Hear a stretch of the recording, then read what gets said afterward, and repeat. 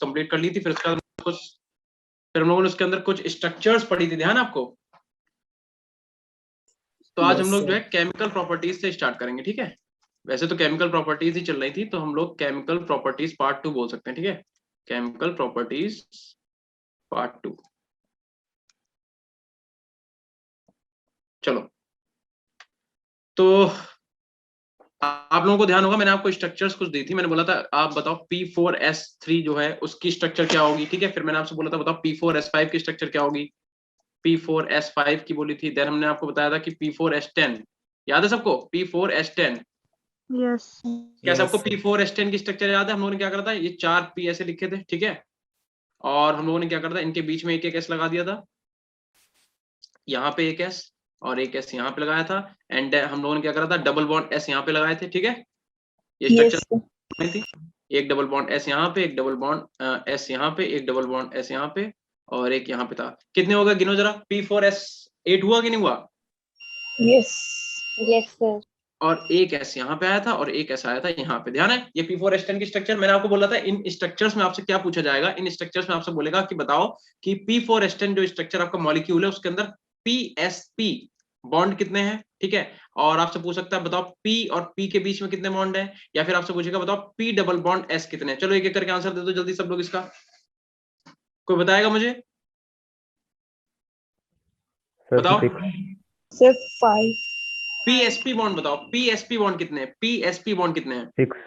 6 है ना, सबको दिख गया 6? काउंट कर लो, देखो एक तो ये वाला हो गया PSP बॉन्ड, एक ये हो गया PSP बॉन्ड, एक ये वाला हो गया, एक ये वाला हो गया, और फिर एक इनके बीच में हो गया और एक इनके बीच में, यानी कि PSP बॉन्ड है 6। और अगर हम लोग बात करें P डबल बॉन्ड S की तो वो कितने हैं, 4। क्या P और P के बीच में कोई बॉन्ड है P4S10 मॉलिक्यूल में? नो नहीं है, ठीक है। P4S10 के बीच में कोई भी बॉन्ड नहीं है। तो बस आपसे इन स्ट्रक्चर्स से यही चीजें पूछी जाएंगी, ठीक है। कि बताइए इन P4S10 molecule how many PSP and how many PP and how many PS double bond present, ठीक है। आपको बस इतना बताना होगा कि यहाँ पे PSP बॉन्ड कितने हैं, PP बॉन्ड कितने हैं, P डबल बॉन्ड S कितने हैं। इतना क्लियर है? Yes sir. तो ये हम लोगों को नहीं पढ़ना है क्योंकि हम लोग ये लास्ट अपनी जो लेक्चर था उसमें हम लोग ये कंप्लीट कर चुके थे, ठीक है। तो चलो अब आप हेडिंग डालिए, आज हेडिंग डालिए आप लोग व्हाइट फास्फोरस, ठीक है। इसके बारे में कुछ बातें आप नोट करिए, व्हाइट फास्फोरस। आज ही हम लोग ये कंप्लीट करेंगे चैप्टर, ठीक है। Yes sir. तो आप हेडिंग डालो व्हाइट फास्फोरस, और अगर किसी को नहीं पता तो मैं बता दूं व्हाइट फास्फोरस की स्ट्रक्चर क्या होती है, ठीक है। P एंड P और हो गया ये वाला P, ठीक है। और एक इस PP के बीच में बॉन्ड रहता है, एक इस PP के बीच में बॉन्ड रहता है, ठीक है। तो ये P4 की स्ट्रक्चर होती है, सबको पता है? Yes sir. अब देखो आपसे इसमें क्या पूछेगा। वैसे मैं आपको बताऊं according to the Drago rule जो P4 मॉलिक्यूल है ये कोई हाइब्रिडाइजेशन शो नहीं करता है, बट फिर भी अगर आपसे पूछा जाए, ठीक है, अगर हाइब्रिडाइजेशन लिख लो यहाँ पे इफ आस्क्ड, ठीक है।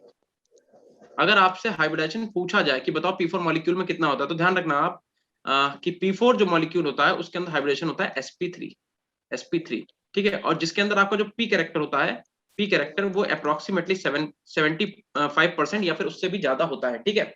अच्छा अब एक चीज समझो, कैसे हम लोगों ने कैलकुलेट करा कि इसका हाइब्रिडेशन जो है वो sp3 है। देख लो, फास्फोरस के पास एक लोन पेयर होगा कि नहीं होगा, बताओ? Yes sir. जितने भी फास्फोरस एटम है, फास्फोरस का एटॉमिक नंबर कितना होता है? फास्फोरस का एटॉमिक नंबर होता है 15। कैसे लिखेंगे लोग? 2,8,5। तो आउटर मोशन में कितने इलेक्ट्रॉन है? 5 में देखो इस वाले ने, हाँ किसी भी एक फास्फोरस को आप पकड़ लो। फॉर एग्जांपल हम लोग इस वाले फास्फोरस को पकड़ते हैं, तो देखो एक इलेक्ट्रॉन इसने यहाँ यूज कर लिया बॉन्डिंग में, एक इलेक्ट्रॉन इस बॉन्डिंग में यूज करा, एक इलेक्ट्रॉन इस वाले बॉन्डिंग में, यानी कि 5 में से 3 इलेक्ट्रॉन यूज कर ले। दैट मीन इसके पास एक लोन पेयर होगा कि नहीं होगा, बताओ? Yes sir. यस होगा सर। ना। तो बस उसी लोन पेयर को हम लोगों ने यहाँ पे लिख दिया। और मैंने आपको कई बार बताया कि हाइब्रिडाइजेशन निकालने का फॉर्मूला क्या होता है, number of sigma bond plus lone pair. Actual में ये हाइब्रिडाइजेशन फॉर्मूला नहीं होता, एक्चुअल में स्टेरिक नंबर का फॉर्मूला होता है, ठीक है। स्टेरिक नंबर कैसे निकालते हैं? Number of sigma bond. गिन लो सिग्मा बॉन्ड कितने हैं, 1 2 3। तो सिग्मा बॉन्ड कितने हो गए? 3, और एक लोन पेयर हो गया। ये वाला क्या हो गया? ये हो गया लोन पेयर। तो 3 और 1 4। और अगर आपका स्टेरिक नंबर आता है 4 देन हाइब्रिडेशन कितना होता है? sp3। अगर स्टेरिक नंबर आपका आता है 3 तो हाइब्रिडेशन होता है sp2। और अगर स्टेरिक नंबर आपका आता है 2 तो हाइब्रिडाइजेशन कितना होता है? sp। ये आपने केमिकल बॉन्डिंग में पढ़ा है कि नहीं पढ़ा, बता दो जल्दी से। यस। ठीक है, तो ये नोट करने की आपको कोई भी जरूरत नहीं है, ठीक है। बाकी मैं इन सब चीजों को भी हटा देता हूँ, ठीक है। चलो ठीक है, तो आप डायग्राम बनाइए और नोट करो।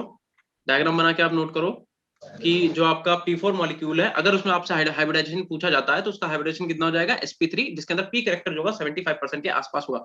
और हाँ, अगर आपसे इसमें पूछे कि टोटल एंगल कितने होते हैं, ठीक है, आपसे पूछे टोटल एंगल इसके अंदर कितने होते हैं, ठीक है, तो आपको ध्यान रखना है टोटल एंगल जो होते हैं वो होते हैं 12, और किसके होते हैं, of 60 degree, of 60 degree.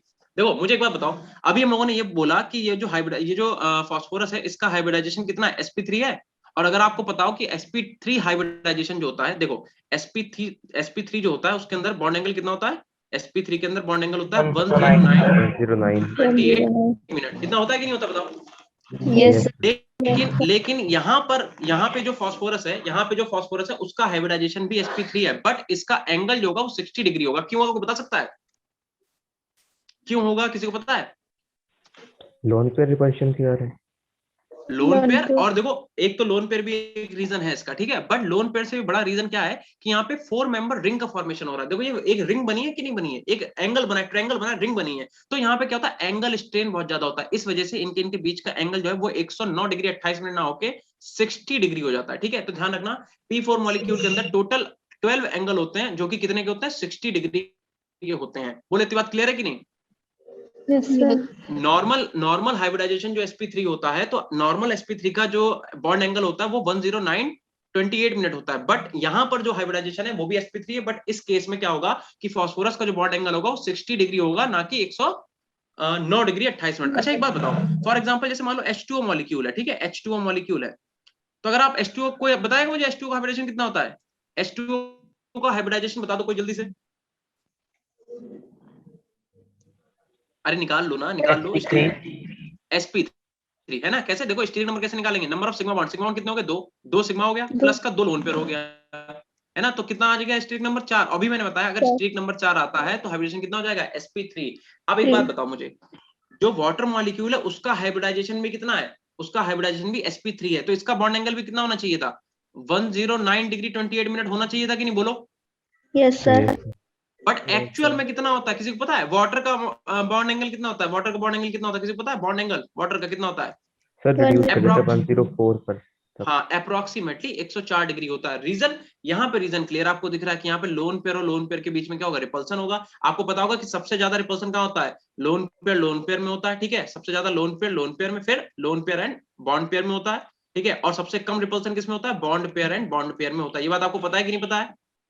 Yes sir. देखो बॉन्ड पेयर और बॉन्ड पेयर में रिपल्सन होता है, ठीक है, बट उतना नहीं होता है जितना लोन पेयर और लोन पेयर में होता है, ठीक है, तो ये बात ध्यान रखना। तो यहाँ पे जो एंगल्स होते हैं उनमें क्यों कोई एंगल ज्यादा हो गया, कोई एंगल कम हो गया, तो आपको क्लियरली पता होना चाहिए कि कहीं कहीं पे क्या होता है, लोन पेयर के बीच में रिपल्सन होता है, कहीं पे एंगल के बीच में स्ट्रेन बहुत ज्यादा आ जाता है, ठीक है। तो अगर आपसे व्हाइट फास्फोरस के बारे में पूछा जाए कि यहाँ पे टोटल एंगल कितने होते हैं, तो 12 होते हैं, कितने के होते हैं, 60 डिग्री के होते हैं। पहले नोट करो जल्दी से।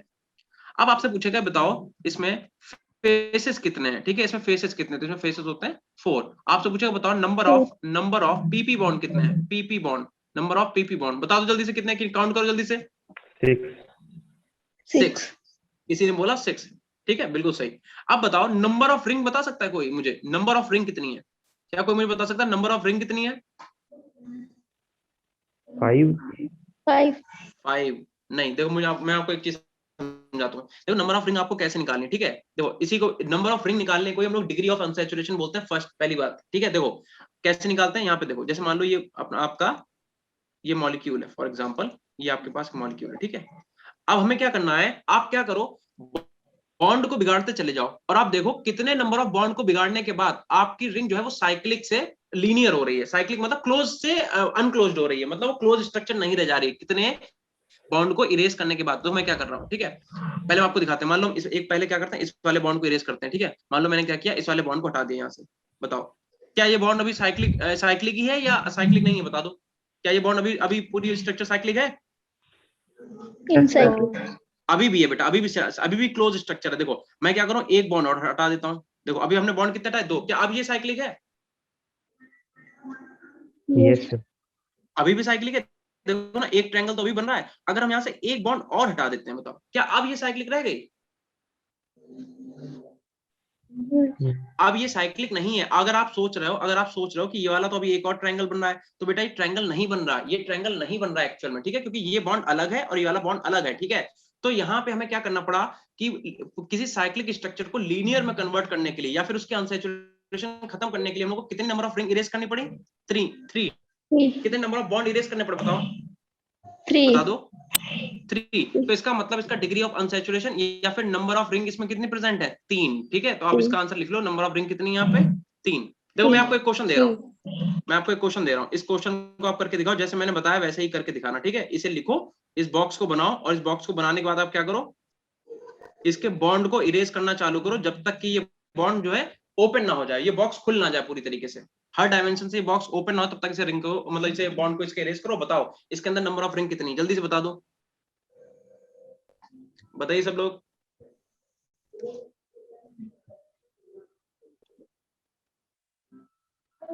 बेटा अगर किसी का माइक ओपन है तो आप बंद कर लो, जब मैं पूछूं तो आप बताना। ठीक है, अक्षित, अक्षिता, अमन, अमित, आप लोगों को आवाज आ रही है बेटा? इस क्वेश्चन का आंसर बताइए। आरुषि, आर्यन ठाकुर, हर्षिता, हर्ष, हेमंत। सर 5। 5 किसने बताया बेटा? 5 आंसर बताओ, नाम बताओ बेटा अपना। सर काव्य। क्या नाम बताया? आकाश? नहीं सर काव्य। काव्य। देखो काव्य ने बताया कि यहाँ पे डिग्री ऑफ अनसैचुरेशन 5 है, या फिर ये बोल रहा है कि यहाँ पे नंबर ऑफ रिंग 5 प्रेजेंट। जरूर चेक करते हैं। चलो मान लो हमने क्या करा, पहले ये वाला बॉन्ड हटा दिया यहाँ से, ये वाला बॉन्ड हटाने से क्या ये ओपन हो गया? क्या ये ओपन हुआ? बताओ। नहीं हुआ। तो हम क्या कर रहे हैं, इसे भी हटा रहे हैं यहाँ से, एक बॉन्ड को यहाँ से हटा रहे हैं। देखो अब क्या ये ओपन है? अभी बताओ, क्या ये ओपन है? नो। अभी भी ओपन नहीं है। हम क्या कर रहे हैं, एक बॉन्ड यहाँ से भी हटा दे रहे हैं। ठीक है, बताओ अभी क्या ओपन है? अभी देखो पीछे वाला एक बॉक्स बचा है ना, अभी पीछे वाला एक बॉक्स है कि नहीं है? हमने 1 2 3 बॉन्ड हटा दिए अभी तक। 3 बॉन्ड हटाने के बाद भी देखो पीछे वाला आपको स्क्वायर दिख रहा है, रेक्टेंगल, पीछे वाला रेक्टेंगल भी दिख रहा है ना, ये वाला देखो। अगर हम ये वाला बॉन्ड और हटा देते हैं, ये वाला बॉन्ड और हटा देते हैं, अब बताओ अब ये पूरी तरीके से ओपन हुआ कि नहीं हुआ? क्या अब इसके अंदर कोई रिंग प्रेजेंट है? Yes sir. नहीं प्रेजेंट है बेटा, कहाँ? देखो ना, अब कोई रिंग दिख रही है आपको क्या? अब तो सब हर तरफ से ओपन हो गया ना, ये हर तरफ से ओपन हो गया। इसका मतलब इसका डिग्री ऑफ अनसैचुरेशन जो डी इसका निकाला आपने, वो कितना निकाल के आया? 4 आया। इसका मतलब हमने 4 बॉन्ड को इरेज करा। हमने क्या करा, 4 बॉन्ड को इरेज करा, और उसके बाद ये स्ट्रक्चर कैसी होगी? ओपन हो गई। दैट मीन इसका डिग्री ऑफ अनसैचुरेशन या फिर इसके अंदर नंबर ऑफ रिंग कितने प्रेजेंट हो गए? 4। हाँ बताओ क्या कह रहा हो? सर अगर इसको जैसे लेफ्ट साइड से देखें तब एक है तो रिंग। कौन सी रिंग प्रेजेंट है? दिखाओ, मुझे तो नहीं दिख रही है बेटा। अगर लेफ्ट से आप देखोगे, मतलब अगर आप इधर से देखते कौन सा? नहीं तो सब बंद तो है, सारे ओपन हो गए बेटा। देखो देखो ऊपर वाला स्क्वायर देखो, ये भी बंद है। देखो इसे पहला पहला नंबर मानो, इस वाले बॉक्स को देखो, इस वाले ये देखो, ये वाला बॉन्ड हम लोगों ने इरेज करा था। देखो इसे इसे हमने तोड़ दिया तो ये वाला ओपन हुआ। इसे देखो दूसरे वाले को, ये देखो ये भी खुल गया। इसे देख लो, ये भी तीसरा था, ये भी खुल गया। और इस वाले को देखो, हम लोगों ने ये वाला बॉन्ड इरेज करा था, चौथा ये भी खुल गया। अब कौन सा बचा? किसी और को भी दिख रहा है क्या कोई बॉन्ड क्लोज? सर मतलब डायमंड जैसी शेप तो बन रही है अभी। नहीं, डायमंड जैसे ये सब आपको नहीं देखना। आप बस इतना देख लो कि हमारे पास एक क्लोज स्ट्रक्चर है, तो हम कितने उसके बॉन्ड इरेज कर दें कि वो नॉर्मल स्ट्रक्चर, ओपन स्ट्रक्चर बन जाए। उसी को उसका हम लोग डिग्री ऑफ अनसैचुरेशन, या फिर हम लोग बोलेंगे इसके अंदर इतनी नंबर ऑफ रिंग प्रेजेंट है। ठीक है, तो चलो फिलहाल इसे तो अभी हम लोग को पढ़ना नहीं था, इसे हटा देते हैं। ठीक है, चलो इतना नोट करो आप जल्दी से। आप लोग नंबर ऑफ रिंग कितनी होगी इसके अंदर?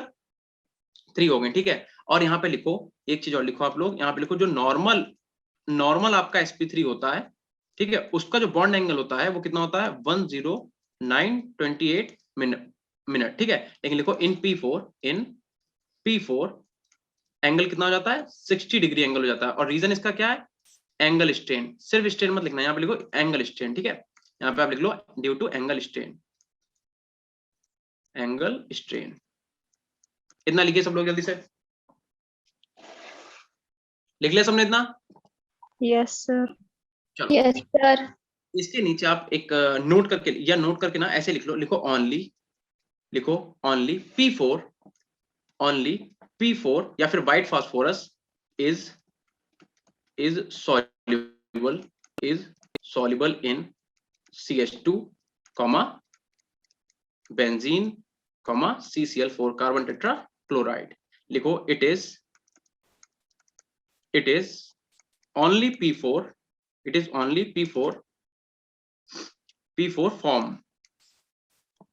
ठीक है, which react with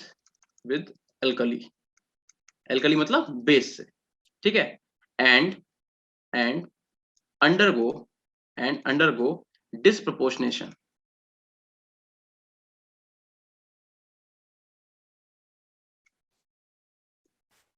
disproportionation reaction क्या होती है, किसी को पता है क्या? किसी को मालूम है कि डिस्प्रोपोर्शनेशन रिएक्शन क्या होती है? एक ही एलिमेंट दो ऑक्सीडेशन स्टेट शो करता है, मतलब एक ही रिडक्शन और ऑक्सीडेशन होती है। बिल्कुल सही, बिल्कुल सही। ठीक है, देखो आपने पढ़ा होगा रेडॉक्स रिएक्शन, तो रेडॉक्स रिएक्शन में आपने पढ़ा होगा कि एक ही रिएक्शन के अंदर ऑक्सीडेशन होता है और उसी के अंदर क्या होता है, रिडक्शन होता है, वो तो होती है रेडॉक्स रिएक्शन। बट अगर सेम एलिमेंट का या फिर सेम कंपाउंड का ही ऑक्सीडेशन हो जाए और उसी कंपाउंड का क्या हो जाए, रिडक्शन हो जाए, उसे हम लोग बोलते हैं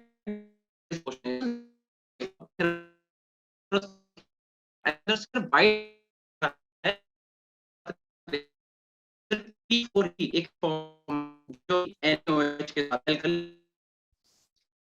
करेगी रिएक्शन, क्या बना देगी,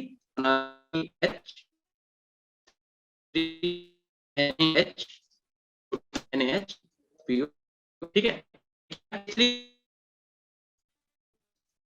फॉस्फीन टॉक्सिक गैस होती है ये, ठीक है, फॉस्फीन। ठीक है, और इसका नाम क्या है, सोडियम हाइपोफॉस्फाइड। इसे लिख लो, इसका नाम सोडियम हाइपोफॉस्फाइड।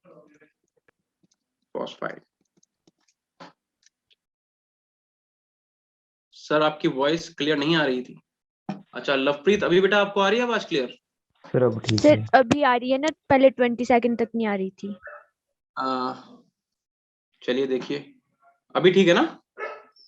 Yes sir. चलो, अगर बीच में आवाज वगैरह कटे तो बता देना बेटा, ठीक है, क्योंकि आज हम पूरी तैयारी के साथ है। आज तो नेटवर्क का इशू नहीं होना चाहिए, क्योंकि कल मेरी एक क्लास जो है बहुत ही रुक रुक के चली, तो मुझे बहुत ही बुरा लगा। बट अभी क्या कर सकते हैं, नेटवर्क वगैरह अपने हाथ में तो है नहीं, है ना। चलो इतना नोट करो सब लोग। देखो फास्फोरस के कितने एलोट्रोप्स अगर आपको याद हो, वैसे तो बहुत सारे एलोट्रोप्स हैं, लेकिन मेजरली हम लोग तीन पढ़ते हैं, एक व्हाइट फास्फोरस, एक ब्लैक फास्फोरस एंड एक रेड फास्फोरस। अगर आपको ध्यान हो तो व्हाइट फास्फोरस जो है, हम लोग जब उसे 450 डिग्री पे 450 डिग्री सेंटीग्रेड पर अगर हीट करते थे तो हमें क्या मिलता था, रेड फास्फोरस। P4 मिलता था कौन सा, रेड वाला। और अगर हम लोग व्हाइट फास्फोरस को हीट करते थे 500 डिग्री सेंटीग्रेड पे, तो हमें क्या मिलता था, P4 मिलता था ब्लैक वाला। क्या ये बात सबको पता है कि नहीं पता, बताओ, रिएक्शन लिखवाई थी कि नहीं? Yes sir. यस ठीक है, सर। तो यानी कि जो रेड फास्फोरस होता है और ब्लैक फास्फोरस होता है, वो किसकी फॉर्म है, वो है तो व्हाइट फास्फोरस ही। उसी को हम लोग क्या करते हैं, टेम्परेचर देके हीट करते हैं और हमें red phosphorus and black phosphorus जो है हमें मिल जाता है। बोलो इतना क्लियर है? तो आपसे यहाँ पे ये बोला जा रहा है कि ओनली व्हाइट फास्फोरस जो है वही हमारा CH2 में, बेंजीन में, कार्बन टेट्राक्लोराइड में सॉल्युबल है, और यही इकलौता ऐसा है जो एल्कली से रिएक्शन करता है। ठीक है, चलो अगर इतना नोट हो गया, नेक्स्ट स्लाइड पे चलें। यस चलो अब इसके बाद एक क्वेश्चन, ठीक है, एक क्वेश्चन नोट करो सब लोग। चलो एक क्वेश्चन सब लोग नोट करिए, क्वेश्चन लिखो। लिखो आप एक रिएक्शन लिखो, लिखो NH3। ठीक है, NH3 की आपको रिएक्शन करानी है पहले किससे, HF से। फिर आपको क्या कराना है, NH3 की रिएक्शन करानी है आपको HCl से। देन आपको क्या कराना है, NH3 की रिएक्शन करानी HBr से। और आपको क्या करना है, NH3 की रिएक्शन करानी HI से। ठीक है, यहाँ पे रेट कांस्टेंट K1, यहाँ पे रेट कांस्टेंट K2, देन यहाँ पे K3, देन यहाँ पे आ गया आपके पास K4। ठीक है, यहाँ पे क्या बनना है, यहाँ पे बनना है NH4F, यहाँ पे क्या बनेगा NH4Cl। ठीक है, ऐसे यहाँ पे क्या बन जाएगा, NH4Br, और यहाँ पे बन जाएगा NH4I। आपको बताना क्या है, आपको K1 and K2, K3 and K4 का, K4 ये K4 है, ठीक है, K4 का आपको ऑर्डर बताना है। ऑर्डर बताना है कि मतलब इनमें से कौन सा रेट कांस्टेंट सबसे ज्यादा होगा, K1 की वैल्यू सबसे ज्यादा होगी कि K2 की होगी कि K3 की होगी कि K4 की होगी। जल्दी से बता दो सब लोग, और सबको आंसर देना है, ठीक है। चैट बॉक्स में, हाँ क्या कह रहे हो, चैट बॉक्स में देना है answer.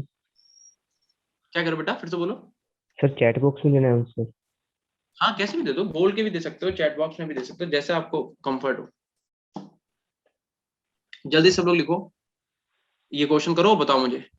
Sir K4 K3 K2 K1।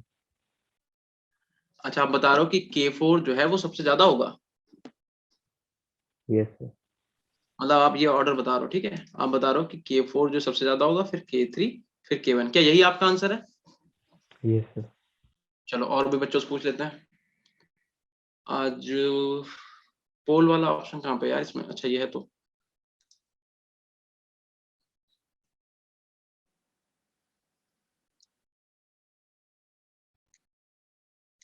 चलो इसे लॉन्च कर देते हैं पोल को। चलो अब आंसर बताओ, आपकी स्क्रीन पे 4 ऑप्शन आ रहा है। इसे आप ए मान लेना, ठीक है, ये ए है, ये बी है, ये सी है, ठीक है, एंड ये डी है। तो आपको बताना है इनमें से सबसे ज्यादा वैल्यू किसकी होगी। एक बच्चे का आंसर आ गया है, ठीक है। चॉइस 1 बहुत सारे 50% बोल रहे हैं चॉइस 1, 50% बोल रहे हैं चॉइस 4, ठीक है, ठीक है। कुछ बच्चे चैट भी कर रहे हैं K4 K2, कोमल बता रही K4 K2 K3 K1। आप पोल में आंसर दो बेटा, पोल में आंसर दो सब लोग। 69% बच्चे बोल रहे हैं कि चॉइस 4 मतलब K4 की वैल्यू सबसे ज्यादा होगी। हैरान की बात यह है कि चलो 28% आ गए चॉइस 1, ठीक ठीक ठीक है। और किसी को आंसर देना, जल्दी दे दो। आपकी स्क्रीन पे चल रहा होगा, उसे आप उस पर आंसर दे सकते हो, ठीक है। बताओ, 4 ऑप्शन है A B C D, आप बता दो सबसे ज्यादा वैल्यू किसकी होगी। एक बच्चे ने आंसर बता दिया है, ठीक है, कि K4 की वैल्यू सबसे ज्यादा होगी। अब पता नहीं सही है गलत, मुझे नहीं पता, आप बताओ। एंड करें पोल को, क्या सबने आंसर दे दिया अपना? चलो ठीक है, इसे एंड करते हैं। तो 58% बच्चे बोल रहे हैं चॉइस 4 और 29% बच्चे बोल रहे हैं चॉइस 1 एंड 8% बच्चे चॉइस 2 भी बोल रहे हैं, ठीक है, और जो है 4% बच्चे जो है वो चॉइस 3 बोल रहे हैं। तो देखो एक चीज समझो, क्वेश्चन को करने का ना, हर बेटा क्वेश्चन करने के पीछे कॉन्सेप्ट है, ठीक है। आर्यन ठाकुर बिल्कुल ठीक है आपका आंसर। देखो इसे एंड करते हैं, पहले तो पोल को हटाओ यहाँ से, ठीक है, ये बिल्कुल सही था। अब मेरी बात सुनो जरा, एक चीज देखो बेटा, आपके पास एक HF है, ठीक है, HF है, आपके पास क्या है फिर HCl है। आपको पता क्लोरीन बड़ा एटम है, तो इसका जो एंगल है, मतलब सॉरी, इसकी जो बॉन्ड लेंथ है वो भी ज्यादा होगी। ऐसे अगर हम बात करें HBr की, तो Br तो जो है क्लोरीन से भी बड़ा एटम है। अगर मैं बात करूं HI की, तो आयोडीन तो जो है ब्रोमीन से भी बड़ा। टॉप टू बॉटम आते हो यार, इधर बात सुनो। फिर कल बाहर आई आंटी, ये याद है कि नहीं याद है, बताओ। फिर कल बाहर आई आंटी, याद है? टॉप टू बॉटम आने पर साइज इंक्रीज होता है कि डिक्रीज होता है? इंक्रीज होता है ना। यानी कि आयोडीन, आयोडीन सबसे बड़ा आइटम है, तो क्या ऐसा ही कुछ ऑर्डर दिखेगा जैसे मैंने लिखा है? बताओ, क्या HF का बॉन्ड सबसे छोटा होगा? होगा कि नहीं होगा? HF का Yes, बॉन्ड sir. सबसे छोटा, फिर HCl का सबसे बड़ा, HBr का सबसे बड़ा, सबसे बड़ा बॉन्ड किसका होगा? HI से, HI का। अब एक बात बताओ, इनमें से सबसे आसानी से कौन सा बॉन्ड टूटेगा? बताओ, HI का बॉन्ड सबसे इजीली टूटेगा कि नहीं टूटेगा? बड़ा बॉन्ड है बेटा, जितना बड़ा उतना वीक। बॉन्ड जितना लेंथी होगा, जितना बड़ा होगा, उसकी लेंथ जितनी ज्यादा होगी वो उतना ही वीक होगा। दैट मीन HI का बॉन्ड बहुत आसानी से ब्रेक हो जाएगा। HBr का एज कंपेयर टू HCl थोड़ा जल्दी ब्रेक होगा, और HCl तो थोड़ा मतलब HBr से भी देर में होगा। और HF के बॉन्ड को तो आप तोड़ ही नहीं सकते बेटा, क्यों? क्योंकि देखो, fluorine is the most electronegative element of the periodic table, यानी कि फ्लोरीन के पास क्या होगा? Partial negative, highly partial negative, and इसके पास क्या होगा? Partial positive. तो इनके बीच में फोर्स इतना तगड़ा है, इनका बॉन्ड इतना तगड़ा बना हुआ, आप इसे आसानी से ब्रेक ही नहीं कर सकते। इसका मतलब ये हुआ कि सबसे आसानी से कौन सी रिएक्शन हो जाएगी? HI वाली। अगर सबसे आसानी से HI वाली रिएक्शन होगी, दैट मीन रेट कांस्टेंट क्या होगा? सबसे ज्यादा होगा। सबसे आसानी से मतलब सबसे जल्दी हो जाएगी, और सबसे जल्दी होगी यानी कि K4 की वैल्यू सबसे ज्यादा, K4 सबसे ज्यादा, फिर K3, फिर K2, फिर K1। तो जिन जिन बच्चों ने डी आंसर दिया था, यानी कि K4 आंसर दिया था, उनका सबका सही है, ठीक है। कुछ बच्चे बोल रहे थे K1 भी कुछ आंसर दे रहे थे। K1 बेटा नहीं हो सकता। आप सोच के देखो, आप HF के बॉन्ड को कैसे तोड़ दोगे? HF बहुत छोटा बॉन्ड है, ठीक है, इसके लिए आपको बॉन्ड डिसोसिएशन एनर्जी बहुत ज्यादा चाहिए, मतलब आपको बहुत एनर्जी देनी पड़ेगी तब जाके बॉन्ड तोड़ पाओगे, ठीक है। तो ध्यान रखना, बॉन्ड जितना बड़ा होगा उतना ही इजीली आप उसे ब्रेक कर पाओगे, ठीक है। तो आई होप आपको ये क्वेश्चन समझ में आ गया होगा। अगला क्वेश्चन करें क्या? अगला क्वेश्चन करें, तो एक यहाँ पे क्वेश्चन Yes, sir. लिखो, एक यहाँ पे क्वेश्चन लिखो, आप लोग लिखो, कौन सा डिहाइड्रेटिंग एजेंट यूज करेंगे किसके लिए? NH3 के लिए। मैं आपको कुछ रिएक्शन लिख रहा हूँ, आपको बताना इनमें से कौन सा डिहाइड्रेटिंग यूज हम लोग यूज करेंगे, ठीक है। और 3 ऑप्शन है इसके, देखो 3 ऑप्शन कौन कौन से हैं। एक तो है आपके पास H2SO4, सेकेंड वन आपका क्या दे रखा है? P2O5 दे रखा है, P2O5, और थर्ड वन आपको दे रखा है, थर्ड वन इज CaOH का होल ट्वाइस, कैल्शियम हाइड्रोक्साइड। और रिएक्शन क्या? रिएक्शन भी लिख रहे हैं हम, ठीक है। रिएक्शन क्या है? पहली रिएक्शन है कि आप NH3 की रिएक्शन क्या करा दो? आप H2SO4 से करा दो, ठीक है। ये SO4 है, ठीक कर लेना, ठीक है। दूसरी रिएक्शन क्या है कि आप NH3 की रिएक्शन करा दो किससे? P2O5 से करा दो। और थर्ड रिएक्शन है कि अगर आपने NH3 की रिएक्शन करा दी किससे? CaOH का होल ट्वाइस से, CaOH का होल ट्वाइस से। तो आपको बताना है कि इनमें से ये जो 3 ऑप्शन है, ये है आपका ए ऑप्शन ये ए है, ये बी है, या फर्स्ट सेकंड थर्ड तो पड़ा ही उस पर, ठीक है। फर्स्ट सेकंड थर्ड आपको बताना है कि ये 3 रिएक्शन है, एक में NH3 की रिएक्शन करा रहे हैं H2SO4 से, एक में NH3 की रिएक्शन करा रहे हैं किससे P2O5 से, एक में NH3 की रिएक्शन करा रहे हैं कैल्शियम हाइड्रोक्साइड यानी कि COH के होल्ड। आपको बताना है इनमें से कौन सी रिएक्शन हो पाएगी, हमें क्या करना है, कह रहा है कौन सा डिहाइड्रेटिंग एजेंट यूज करेंगे NH3 के लिए। तो ये 3 रिएक्शन है, ये पहली, ये दूसरी और ये तीसरी, और ये 3 ऑप्शन है, ये पहला ऑप्शन, ये दूसरा ऑप्शन, ये तीसरा ऑप्शन। आप बता दो कौन सी रिएक्शन हमें करवानी पड़ेगी, बता दो। कुछ बच्चों का चैट में आंसर आ रहा है, चैट में नहीं, लवप्रीत बता रही फर्स्ट। चलो ठीक है लवप्रीत, देखते हैं अभी, तो पहले पोल कर लेते हैं, ठीक है। चलो तो इसमें क्या करते हैं, इसके रिजल्ट शेयर नहीं करने मुझे। चलो बताओ भाई, 3 ही ऑप्शन है, चौथा तो है ही नहीं इसमें। इस वाले क्वेश्चन में ध्यान रखना चौथा ऑप्शन नहीं है, 3 ऑप्शन है, 3 में से आप बताओ कौन सा हो सकता है। सर पेज स्लाइड प्लीज, कौन सा बेटा, ये कौन सा, पिछला वाला या यही वाला, ये तो दिख रहा होगा ना। चलो बच्चों के आंसर आने लगे, आपको नीचे का दिख नहीं रहा तो मैं रिएक्शन बाद आगे लिख दूं।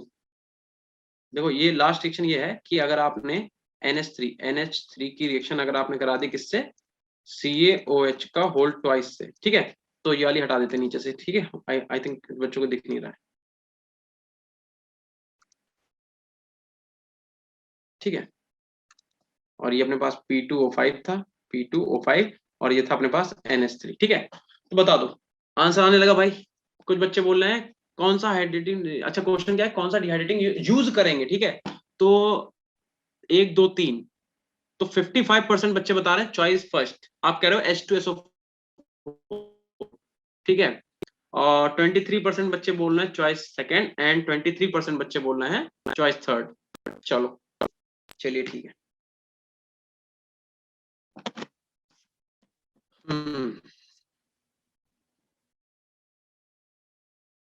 हो गया आपका आंसर, एंड करें पोल को। देखो मेरी बात सुनो, अगर आपको पता हो तो NH3 क्या है, एक बेस है, ठीक है। NH3 क्या है, बेस है।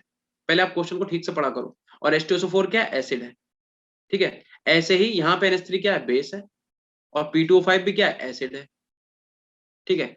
बट NH3 क्या है, बेस है, और COH का होल ट्वाइस कैल्शियम हाइड्रोक्साइड भी क्या है, बेस है। तो आप अगर आपने क्वेश्चन ठीक से पढ़ा होता तो क्वेश्चन में क्या कह रहा है, कह रहा है कौन सा डिहाइड्रेटिंग एजेंट यूज करेंगे NH3 के लिए। डिहाइड्रेटिंग एजेंट क्या होता है पहले तो ये बता दो। देखो 62% बच्चों ने आंसर दिया चॉइस फर्स्ट, 62% बच्चों ने, ठीक है। इसका मतलब आपको, आप सबने ही आंसर गलत दिया, ठीक है।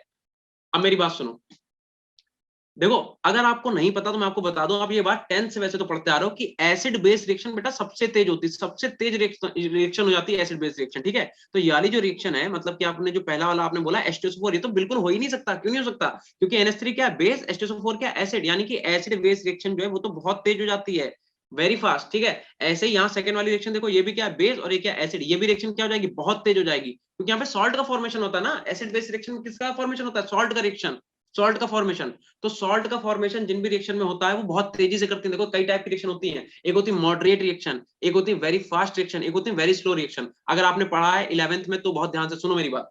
देखो तो जो आपकी मॉडरेट रिएक्शन होती है वो कौन सी होती है, वेरी फास्ट कौन सी होती है, वेरी स्लो क्या होती है। देखो एक होती है वेरी स्लो, वेरी स्लो का मतलब जैसे रस्टिंग ऑफ आयरन, आयरन में जो रस्ट लगती है क्या वो तुरंत लग जाती है, क्या आज हम आयरन खरीद के लेके आओ उसमें कल रस्ट लग जाएगी, बताओ। उसे महीनों चाहिए होते हैं, 6-7 महीने में जाके आयरन पे रस्ट लगती है। आई बात समझ में, यानी कि रस्टिंग ऑफ आयरन कैसी कैसी रिएक्शन होगी, वेरी स्लो रिएक्शन, ठीक है। ऐसे ही अगर हम बात करें वेरी फास्ट रिएक्शन की, तो जो आयंस की रिएक्शन होती है, आयंस का रिएक्शन मतलब समझ रहे हो, जैसे मान लो Na+ और Cl नेगेटिव, जिन पे चार्ज होते हैं, जो चार्ज स्पीसीज होती हैं बेटा वो बहुत तेजी से रिएक्ट करती हैं। क्यों, क्योंकि देखो इस पे Na+ है, इसे जहां भी नेगेटिव दिखेगा तुरंत रिएक्ट कर लेगा। Same for Cl negative, Cl पे कैसा चार्ज है, नेगेटिव चार्ज, जहां इसे पॉजिटिव दिखेगा तुरंत रिएक्ट कर लेगा। इसका मतलब जितनी भी आयनिक रिएक्शन है, जितनी भी सॉल्ट वाली रिएक्शन है वो बहुत तेज होती हैं, और इन्हीं को बोलते हैं बेटा एसिड बेस रिएक्शन, इन्हीं को बोलते हैं एसिड बेस रिएक्शन। ध्यान रखना एसिड बेस रिएक्शन बहुत तेज हो जाती है, ठीक है। अब आती है मॉडरेट रिएक्शन। मॉडरेट रिएक्शन क्या होती है वो भी देख लो। मॉडरेट का मतलब जैसे अगर हमने क्या करा, हमने H2 की रिएक्शन करा दी N2 से, ठीक है। 3H2 की रिएक्शन में 2 N2 करा दी, क्या बना, 2NH3 बना अपने पास, बना। इसे बोलते हैं, इस टाइप की रिएक्शन बोलते हैं मॉडरेट रिएक्शन, मतलब जो रिएक्शन कुछ टाइम भी ले और बहुत ज्यादा लेट भी ना करे रिएक्शन होने के लिए, इन्हें बोलते हैं मॉडरेट टाइप ऑफ रिएक्शन। तो पहले तो आप क्वेश्चन को कायदे से समझो। इसमें लिखा कौन सा डिहाइड्रेटिंग एजेंट यूज करेंगे NH3 के लिए। अगर कह रहा है कि डिहाइड्रेटिंग एजेंट कौन सा यूज करेंगे, दैट मीन NH3 के अंदर कहीं ना कहीं वाटर है, इसका मतलब ये NH3 कैसा है, एक्वस NH3 है। बोलो इतनी बात सबको पता है कि नहीं, अगर कह रहा है कि कौन सा डिहाइड्रेशन का मतलब क्या होता है, अच्छा बताओ, डिहाइड्रेशन का मतलब होता है रिमूवल ऑफ वाटर, होता है कि नहीं होता यस है? सर। Yes sir. यस तो सर। अगर डिहाइड्रेशन का मतलब हम लोग कहते नहीं आज डिहाइड्रेशन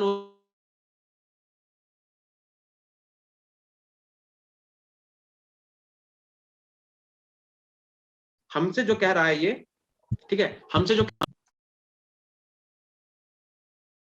सर आवाज जा रही है आपकी। हाँ बेटा मैंने माइक म्यूट किया था, ठीक है, अभी आ रही है? Yes sir. चलिए ठीक है, चलिए ठीक है, देखो मेरी बात सुनो, मैं आपसे क्या बोल रहा हूं, अगर आपसे कह रहा है कौन सा डिहाइड्रेटिंग एजेंट यूज करेंगे, दैट मीन आपसे बोल रहा है डिहाइड्रेशन का मतलब अमोनिया जो है उसके अंदर कहीं ना कहीं पानी होगा, तभी तो उसे सोखने की बात कर रहा है।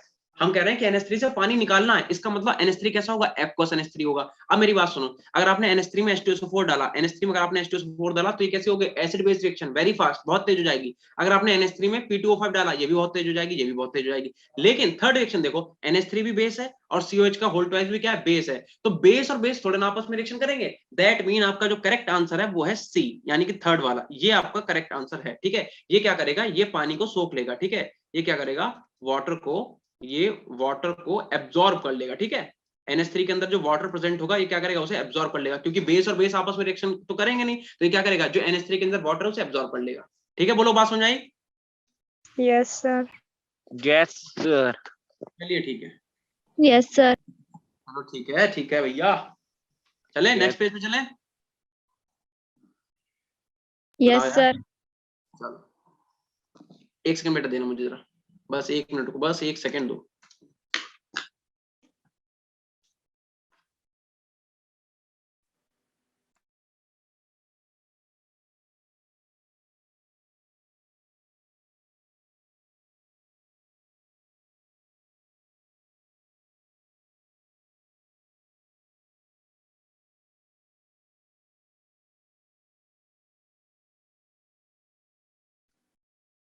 चलो ठीक है, तो अब यहां से हम लोगों का नया टॉपिक चालू होगा। अब हेडिंग डालो आप हाइड्राजीन। अब आप लोग हेडिंग डालिए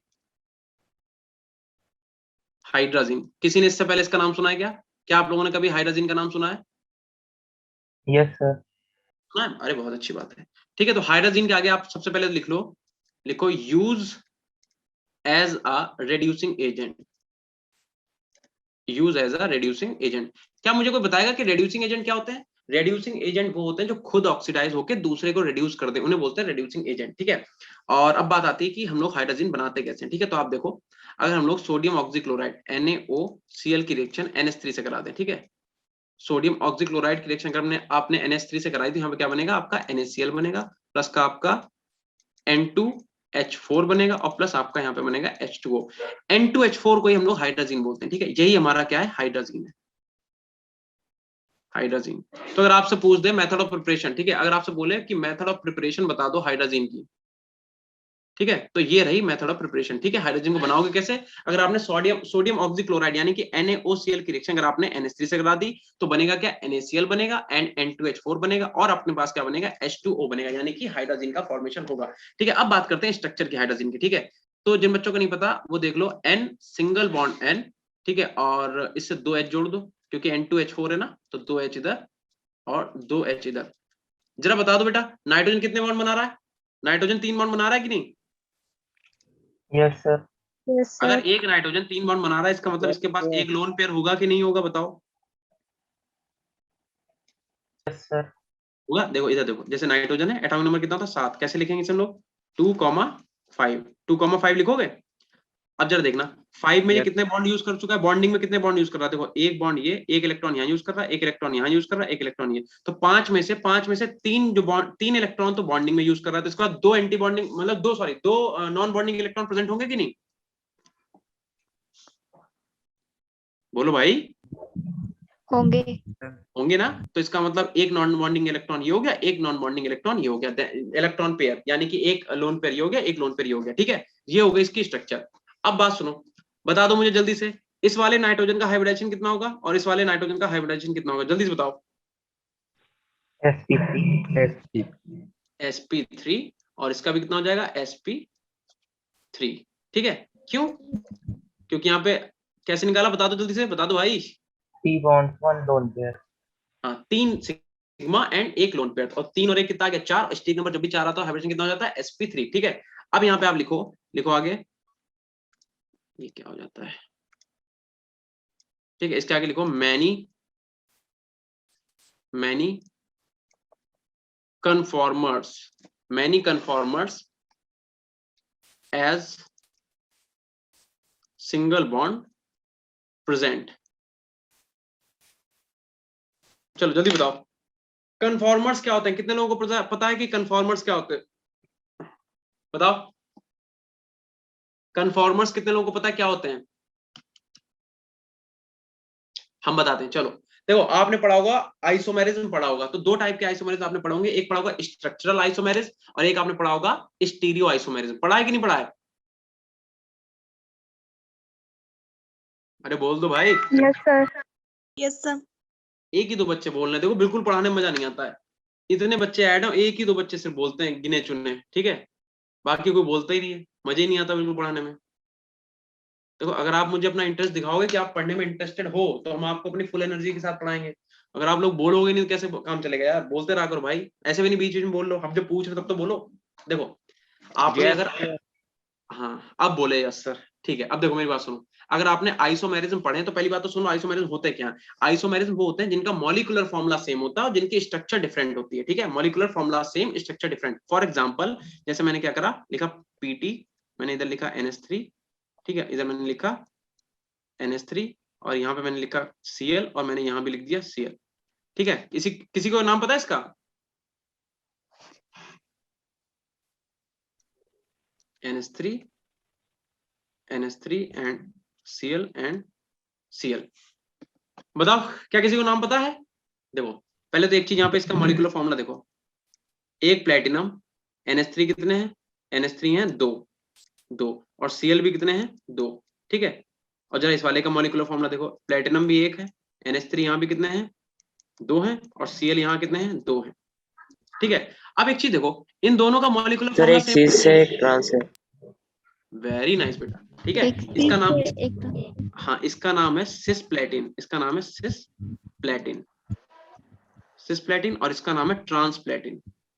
ये आपको नोट नहीं करना, ठीक है, ये है ट्रांसप्लेटिन, ठीक है। जरा एक चीज देखो, यहाँ पे क्या है, यहाँ पे NH3 एक साइड है, Cl एक साइड है, वेयर एज यहाँ पे जरा देखो, यहाँ पे क्या हो रहा है, यहाँ पे NH3 एक दूसरे के अपोजिट साइड है, ठीक है। और जो क्लोरीन है वो भी कैसा है, एक दूसरे के अपोजिट साइड है कि नहीं, बताओ क्या सबको दिख रहा है? Yes sir. Yes sir.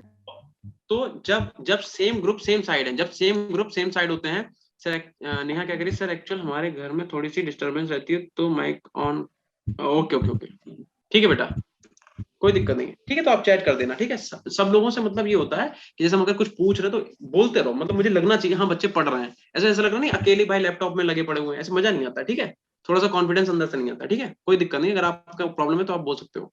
चलो देखो अब मेरी बात बहुत ध्यान सुनना, आपको यहाँ पे एक नई चीज पढ़ने को मिलेगी, ठीक है।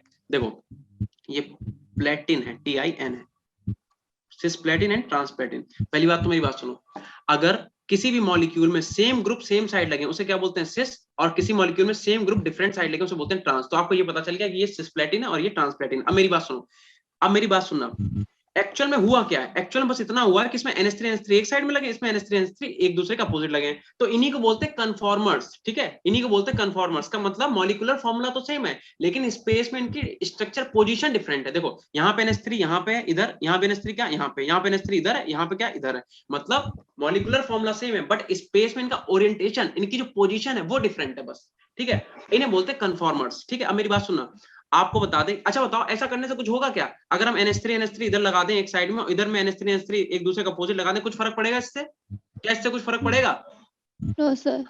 बेटा पड़ेगा, इतना फर्क पड़ेगा, देखो क्या फर्क पड़ेगा। जो सिस्प्लेटिन है बेटा वो कैंसर की दवा है, ठीक है, जो कैंसर, आपने बीमारी सुनी है, कैंसर की दवाई जो है, जितनी भी कैंसर की दवाइयां बनती है वो सिस्प्लेटिन से बनती है, और आपको पता है कैंसर का कॉज जो है वो है ट्रांसप्लेटिन।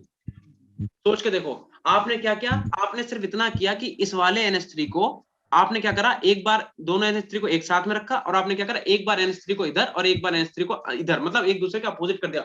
सोचो मॉलिक्यूल के ओरिएंटेशन में इतना सा खिलवाड़ करने से कितनी बड़ी प्रॉब्लम क्रिएट हो गई कि जो सिस्प्लेटिन है वो कैंसर की दवाई बन गई और जो ट्रांसप्लेटिन है वो कैंसर का कॉज बन गया। दैट मीन ट्रांसप्लेटिन से कैंसर होता है और सिस्प्लेटिन से कैंसर जो ठीक हो जाता है। बोलो, तो आप समझ के देखो जो आइसोमर्स है वो हमारे लिए कितना इंपॉर्टेंस रखते हैं। बताओ आइसोमर, आप बताओ, सोच के देखो, आइसोमर बहुत इंपॉर्टेंट है कि नहीं है? Yes yes sir. सर। समझ में आई बात? यानी कि हम लोग जो बात करते हैं ना स्टीरियो आइसोमर, स्ट्रक्चरल आइसोमर, बेटा इनका हम लोग क्यों पढ़ रहे हैं? इसीलिए तो पढ़ रहे हैं, उनका कुछ ना कुछ फायदा होगा तभी तो पढ़ रहे हैं। अच्छा आप एक बात बताओ, आप लोगों ने आज तक वो पढ़ा है, वो पिया है, क्या पिया है, ग्लूकोन डी पिया सबने? ग्लूकोन डी तो सब पीते ही हो। Yes sir. तो वहां पे जो ग्लूकोन के आगे ऐसे डी लिखा होता है, उस डी का मतलब क्या है? ग्लूकोन डी का मतलब क्या है? Dextro rotatory. Very nice. क्या नाम है बेटा आपका? चलो शर्म आ रही तो मत बताओ। देखो डी का मतलब होता डी है, का मतलब डेक्सट्रो। हाँ, और एल का मतलब क्या होता है? लीवो। डी का मतलब डेक्स्ट्रो एंड एल का मतलब क्या होता है? लीवो। ठीक है, मेरी बात सुनना प्रकुल, प्रकुल, ठीक है बेटा। देखो डी का मतलब होता है डेक्स्ट्रो एंड एल का मतलब लीवो। अब हम आपको एक बात बताते हैं, जो डी ग्लूकोज होता है वो हम लोग ह्यूमंस जो होते हैं वो हम लोग डाइजेस्ट करते हैं, ठीक है, हम लोग डी ग्लूकोज ही खाते हैं। लेकिन जो एल ग्लूकोज होता है वो जानवरों के स्टमक में होता है। कौन से जानवर? जो घास वगैरह चढ़ते हैं, जैसे गाय, भैंस, बकरी, इनके स्टमक में एल ग्लूकोज होता है। तो और सर एल ग्लूकोज जो होता है वही जो आपका जो ये जो होता है, क्या कहते हैं, सेलुलोज होता है। घास में आपके क्या होता है? सेलुलोज होता है। तो सेलुलोज को डाइजेस्ट करने के लिए एल ग्लूकोज चाहिए, और वो एल ग्लूकोज जो है वो जानवरों के स्टमक में होता है। जबकि हम लोग किसे डाइजेस्ट कर सकते हैं? हम लोग सिर्फ डी ग्लूकोज को ही डाइजेस्ट कर सकते हैं। अगर हम लोगों ने एल ग्लूकोज खाया, तो हम लोग क्या पड़ जाएंगे? बीमार पड़ जाएंगे। और स्ट्रक्चर में फर्क क्या होता है? ग्लूकोज की स्ट्रक्चर सबको पता है कि नहीं पता? बताओ। Yes sir. जो डी ग्लूकोज है उसकी जो मिरर स्ट्रक्चर होती है, डी ग्लूकोज की मिरर स्ट्रक्चर जो होती है वो एल ग्लूकोज होती है। तो सोच के देखो कि सिर्फ ओरिएंटेशन में एटम्स और मॉलिक्यूल को हम, मतलब मॉलिक्यूल्स की सिर्फ स्पेस में ओरिएंटेशन चेंज कर रहे हैं, उनकी पोजीशन चेंज कर रहे हैं, और सोच के देखो कितनी बड़ी बड़ी चीजें निकल के आ रही है। ठीक है, तो आई होप आपको कन्फॉर्मर्स का मतलब अब क्लियर हो गया होगा, कन्फॉर्मर्स क्या होते हैं। ठीक है, तो इतना सब हटा दो, इसकी हम लोगों को नोट करने की जरूरत नहीं है। ठीक है, चलो चलिए ठीक है। सर अब आपको अगर क्या करना है? ग्लूकोज, हाँ बताओ सर क्या अगर करना बेटा? ग्लूकोज डी का मतलब डेक्सट्रोटेटरी है, तो जो उसमें ग्लूकोज वाला चैप्टर है हमारे पास, उसमें प्लस का मतलब क्या होता है फिर?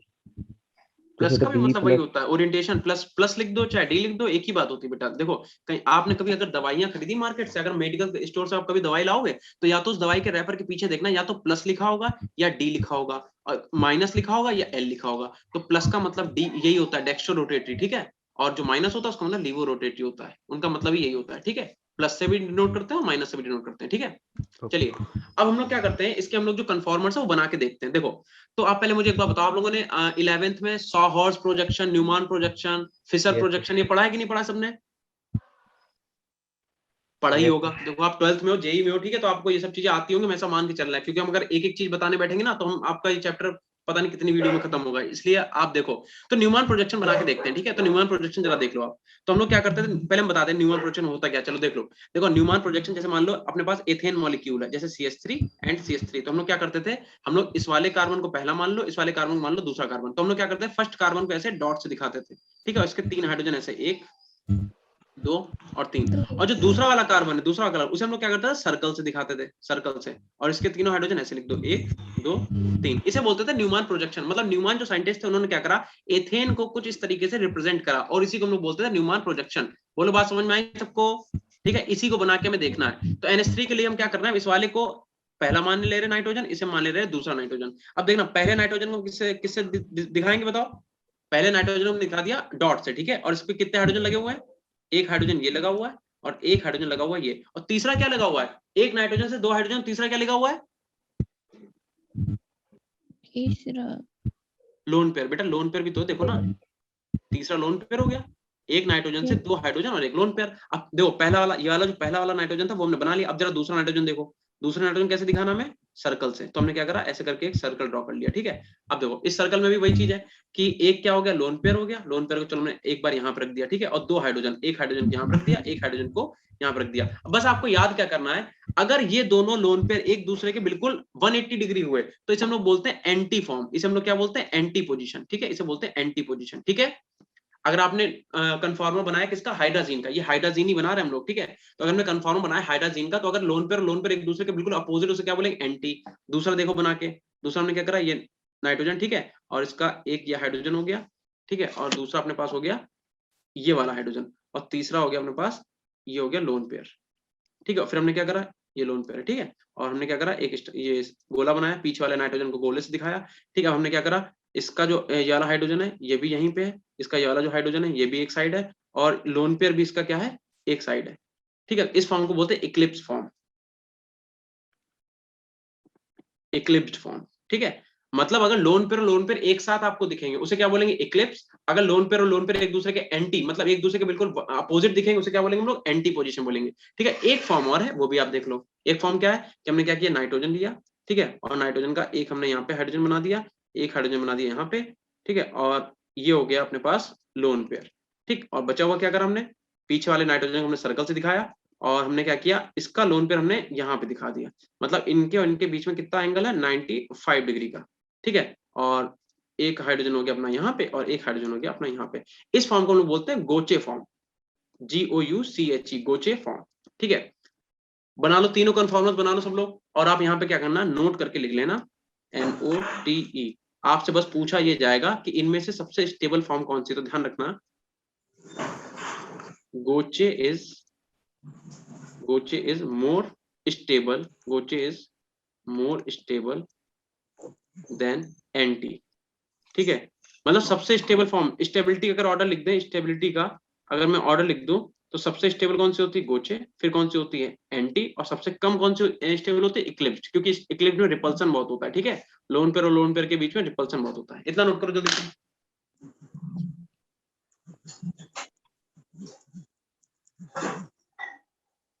माइक बंद कर लो बेटा।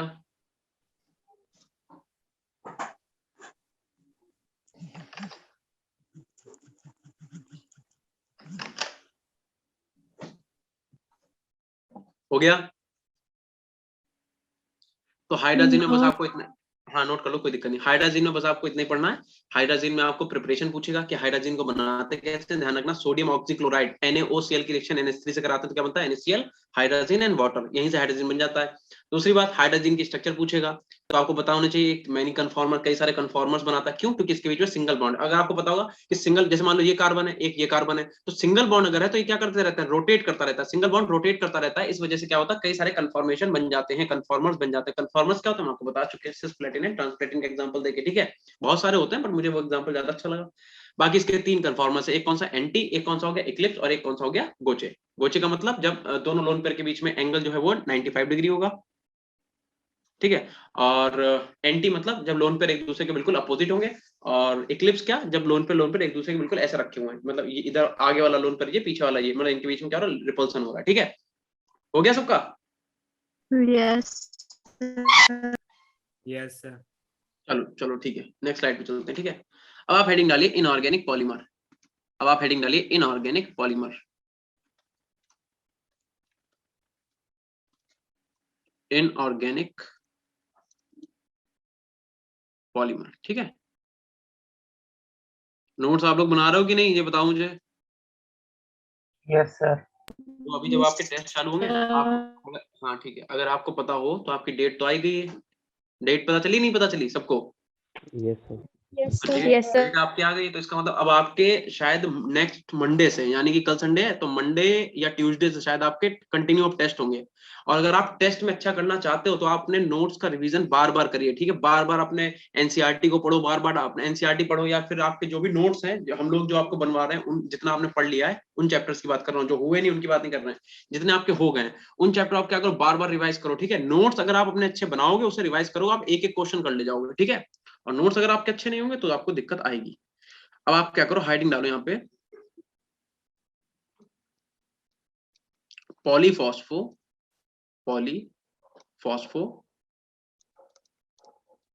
नाइट्रिलिक हैलाइड, पॉलीफॉस्फो नाइट्रिलिक हैलाइड, या फिर और हम लोग इसी को क्या बोलते हैं, फॉस्फाजीन,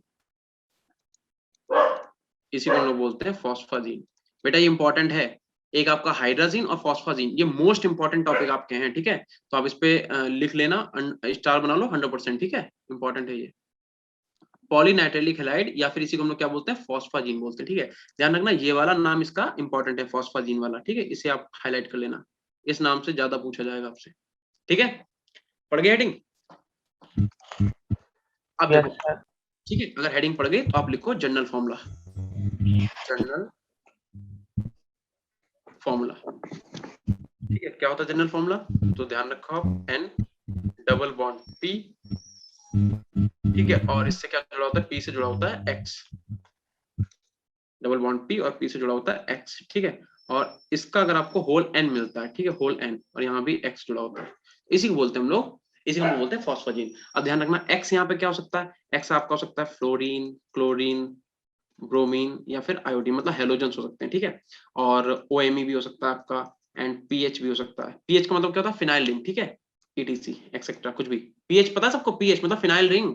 अरे बेंजीन यार, बेंजीन, बेंजीन को बोलते हैं पीएच। इधर देखो, किसी कार्बन से अगर ऐसे मान लो ये ऐसे कार्बन है कोई, ठीक है, CH2CH3, तो इस ग्रुप को हम लोग क्या बोलते हैं, पीएच बोलते हैं, फिनाइल रिंग। ठीक है, कंफ्यूज मत हो ना, पीएच देख के घबरा जाओ अगर पीएच क्या होता है। ठीक है, पीएच मतलब फिनाइल रिंग। चलो, और एक चीज आप यहाँ पे और नोट करो, अगर आपका N जो है वो 3 से 7 के बीच में, ठीक है, अगर आपका 3 से 7 के बीच में N है तो कंपाउंड कैसा बनेगा, साइक्लिक। ठीक है, और अगर आपके N की वैल्यू जो ग्रेटर देन 7 है तो कंपाउंड कैसा बनेगा, लीनियर, कंपाउंड बनेगा लीनियर। नोट करो इतना जल्दी से। ठीक है, यानी कि मेन फॉर्मूला अपने पास क्या बना, NPX2, NPX2 का होल N। ठीक है, अब हम N की वैल्यू बस पुट करेंगे, आप बताना कंपाउंड क्या बनेगा। ठीक है, हम क्या कह रहे हैं कि X आपको रखना है Cl और N आपको रखना है 3, तो बनाओ कंपाउंड क्या बनेगा। दूसरा हम क्या कह रहे हैं कि X आपको रखना है, X आप Cl ही रख लो और N आप रख दो 4। बताओ दोनों कंपाउंड बताओ क्या क्या बनेंगे।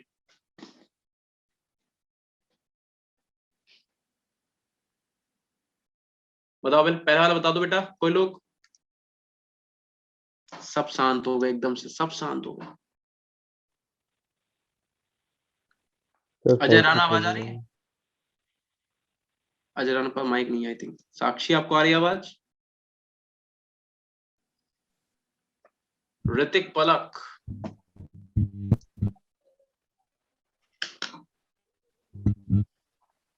पहले जो आज से कुछ समय के पहले के टीचर थे उनसे बच्चे डरते थे, पता क्यों? क्योंकि वो स्ट्रिक्ट बहुत होते थे। ठीक है, तो उस डर में क्या होता था, कुछ तो पढ़ जाते थे, कुछ बच्चे तो बहुत अच्छी पढ़ाई कर ले जाते थे, है ना, कुछ जो है वो डर के मारे कुछ कर ही नहीं पाते थे। आज आपके पास अच्छी चीज ये है कि आपको एक तो घर बैठे बैठे पढ़ने को मिल रहा, पहली बात। माइक बंद कर लो बेटा जिसका भी खुला है।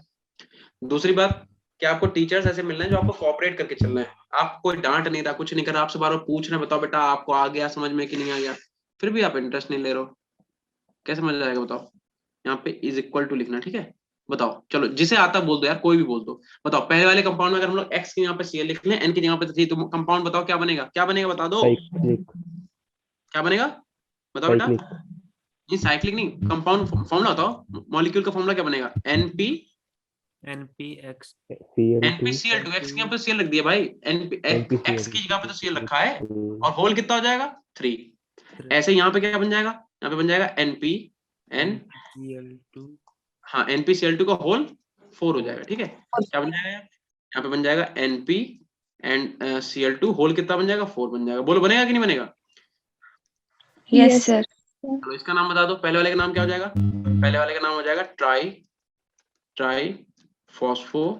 ट्राइफॉस्फो नाइट्राइलिक क्लोराइड, ट्राइफॉस्फो नाइट्राइलिक क्लोराइड। अब बी वाले का नाम आप बताओ, जल्दी बता दो, बी वाले का नाम, बी वाले का नाम बताओ। टेट्राफॉस्फो नाइट्राइल क्लोराइड।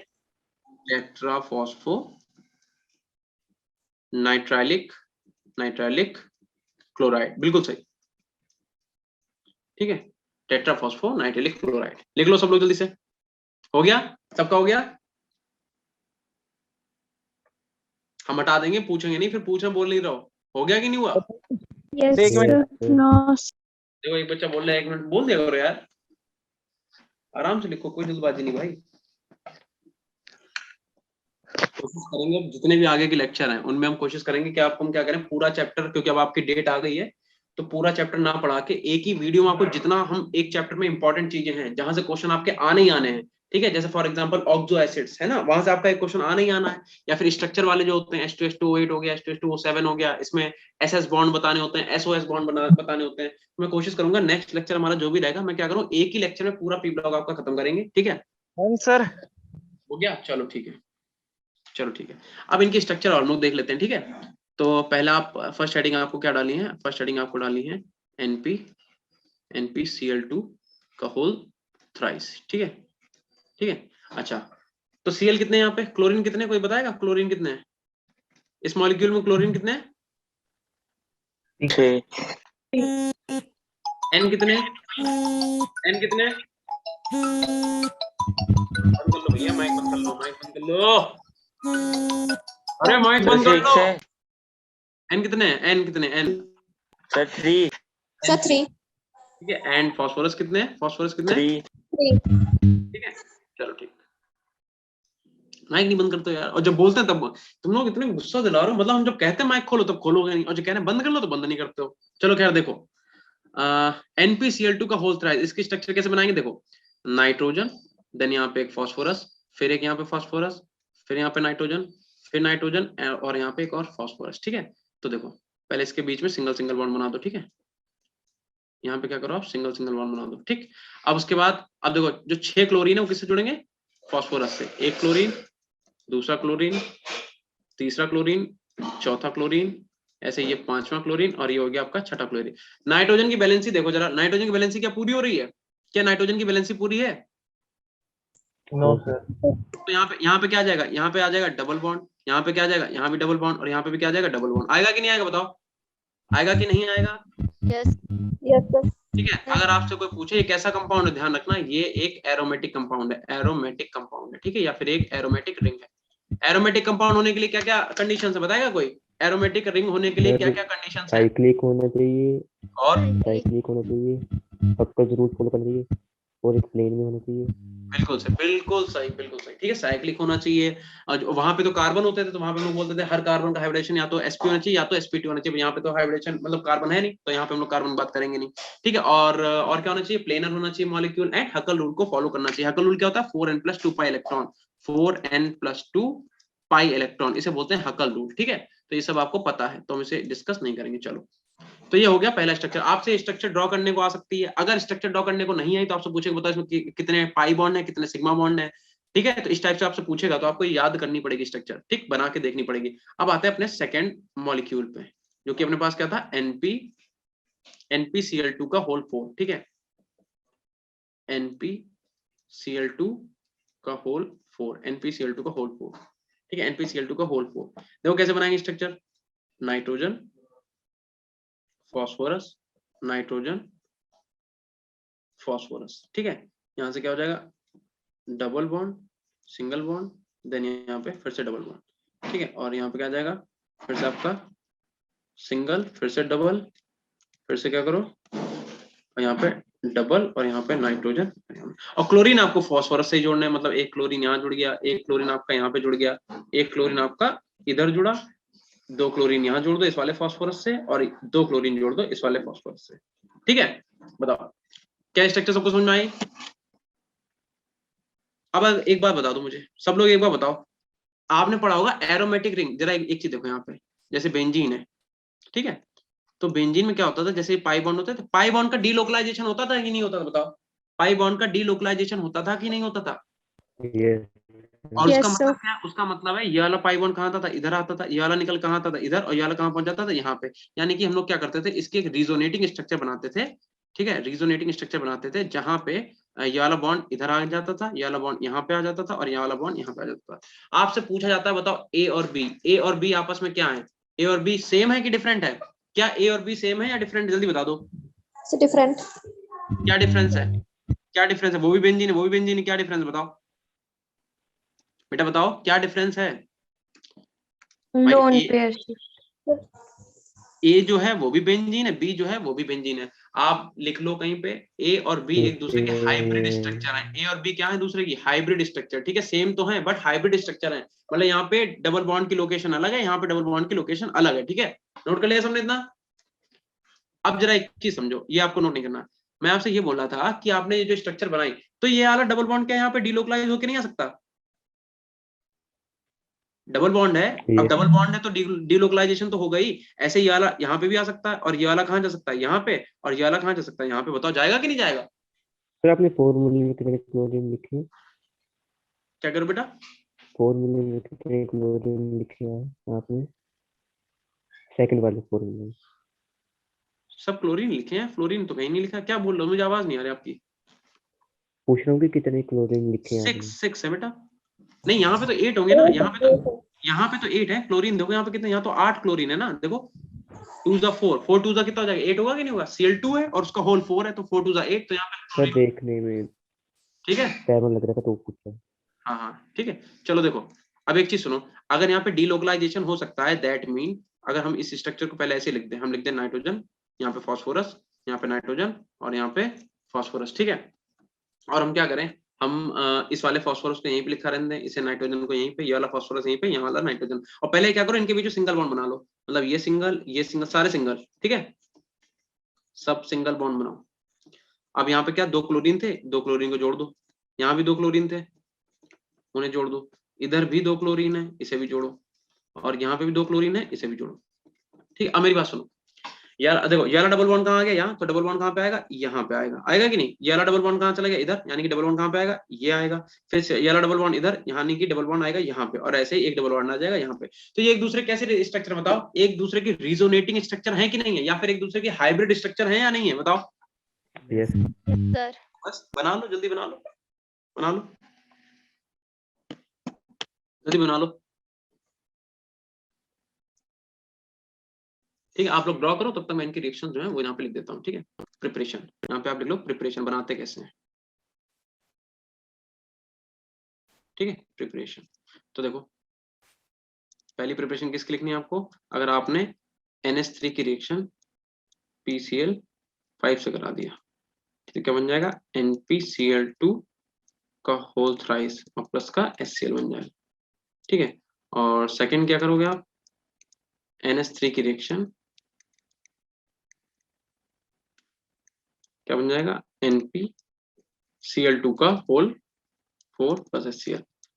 मतलब इनका स्टोइकोमेट्रिक कोफिशिएंट जो होगा वो डिफरेंट होगा। ठीक है, स्टोइकोमेट्रिक कोफिशिएंट का मतलब नंबर, यहाँ पे नंबर ऑफ मोल्स अलग अलग होंगे बस। ठीक है, दोनों एक ही उससे बनेंगे। चलो नोट कर लो, इतना हो गया बेटा नोट? Yes sir. तो नेक्स्ट स्लाइड पे चले। Yes sir. चलो ठीक है, अब आप ये वाला मॉलिक्यूल फिर से लिखो एक बार। नाइट्रोजन, देन फॉस्फोरस, यहाँ पे फिर से नाइट्रोजन, यहाँ पे फिर से फॉस्फोरस, यहाँ पे नाइट्रोजन। ठीक है, और यहाँ पे डबल, यहाँ पे डबल बॉन्ड, और इनके बीच में double bond.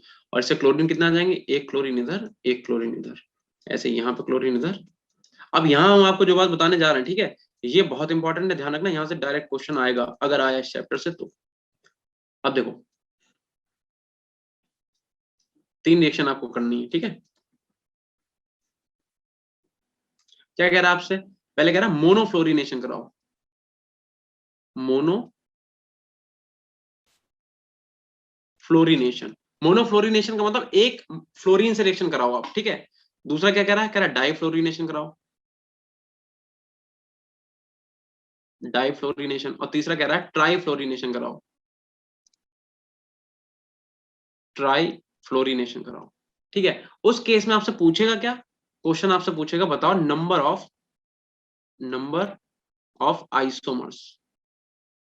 Number of isomers बताओ कितने बनेंगे। मेरी बात फिर से सुनो, मतलब ये मॉलिक्यूल है, इस मॉलिक्यूल का मोनोफ्लोरिनेशन का मतलब आप F2 से रिएक्शन कराओ, लेकिन एक ही फ्लोरीन से आपको रिएक्ट कराना। तो होगा क्या? एक Cl यहां से निकलेगा, एक फ्लोरीन लगेगा। समझे कि नहीं समझे? अरे मतलब मोनोफ्लोरिनेशन मतलब फ्लोरीन से रिएक्शन कराओ, एक ही फ्लोरीन जोड़ना, एक क्लोरीन हटा दो। फिर उस केस में आइसोमर आपको बनाने आते हैं, आपने पढ़ रखा है 11th में, वही आपको आइसोमर बना के काउंट करने हैं। तो हम यहाँ पे सीधे आपको फॉर्मुला लिखवा, मतलब इसका जो आंसर है वो लिखवा रहे हैं। ठीक है, एक इधर लिख लो 2, और इधर भी लिख लो 2। ठीक है, ये आप याद कर लेना, 122 याद कर लेना। ठीक है, मतलब अगर आपने इसका मोनोफ्लोरिनेशन कराया तो आइसोमर बनेगा 1, अगर आपने डाइफ्लोरिनेशन कराया आइसोमर बनेंगे 2, और ट्राइफ्लोरिनेशन कराया तो आइसोमर बनेगा 3, सॉरी 2। ठीक है, चलो अब एक नोट लिखो,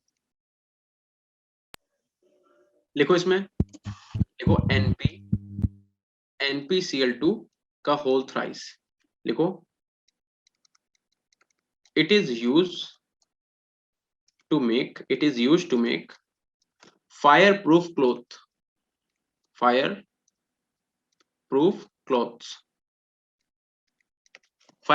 का मतलब समझे? मतलब कहीं आग लग गई मान लो, ठीक है, कहीं आग लग गई तो वहां पे जब वो फायर ब्रिगेड की गाड़ी वगैरह आती है तो आप देखते हो कि वो लोग क्या करते हैं, ऐसे अंदर घुस जाते हैं। कुछ लोग होते हैं पानी से पहले आग बुझाते हैं, कुछ लोग होते हैं जो अंदर जितने लोग फंसे होते हैं रेस्क्यू के लिए उन्हें निकालते हैं बाहर। निकालते हैं कि नहीं निकालते हैं? तो वो जो कपड़े पहन के जाते हैं, ठीक है, वो कैसे होते हैं? फायर प्रूफ होते हैं ना, उनमें आग नहीं लग सकती। तो वो जो कपड़े पहन के जाते हैं वो NpCl2 का होल थ्राइस, मतलब कि ट्राई नाइट्रोफॉस्फोलिक क्लोराइड जो है अपना, अभी हम लोगों ने जो बनाया, ठीक है, इसी के बने होते हैं। ठीक है, तो आप ये बात एज अ नोट करके लिख लेना, इंपॉर्टेंट है। ठीक, अब आप हेडिंग डालो ऑक्साइड्स ऑफ नाइट्रोजन। यहां से इंपॉर्टेंट टॉपिक चालू है, ऑक्साइड्स ऑफ नाइट्रोजन।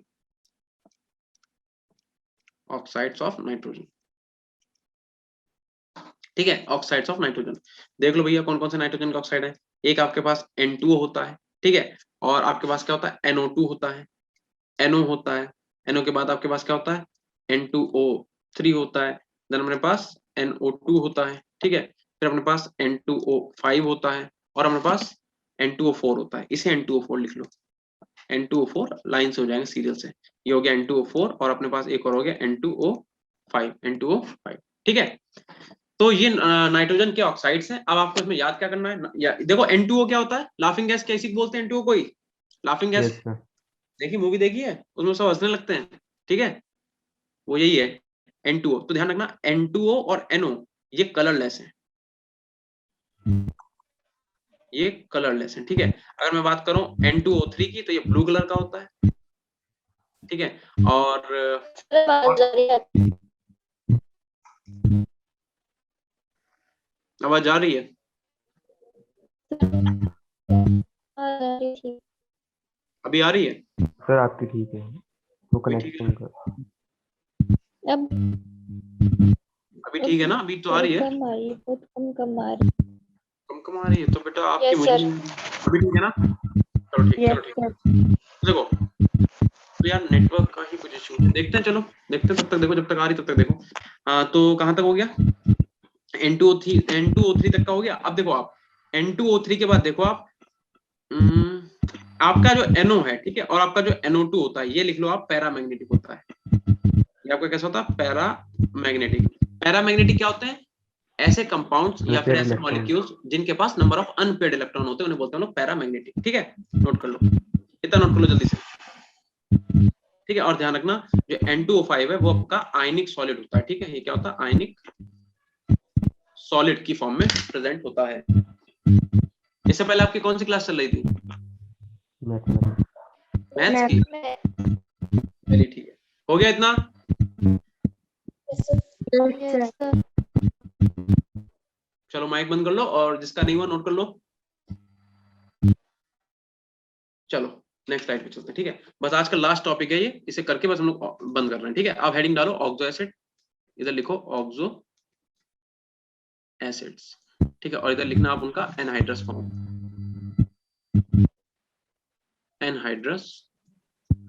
ठीक है।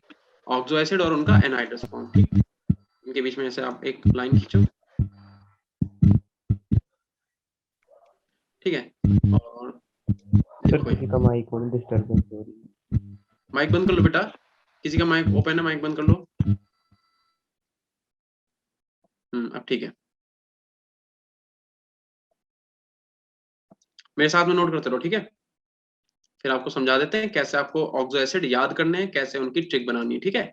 H2SO3 लिखो, देन आप लिखो HClO4 लिखो, फिर आप लिखो HClO3 लिखो, पांचवा आप लिखो H2CO3 लिखो, छठा आप लिखो H3PO4।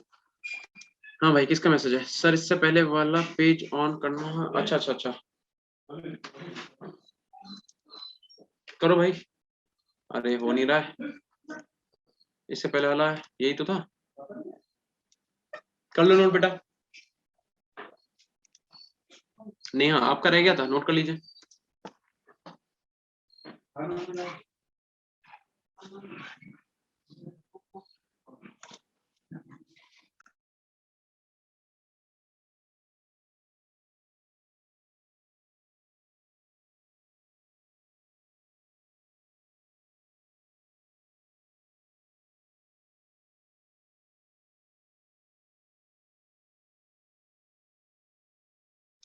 हो गया, नोट हो गया आपका?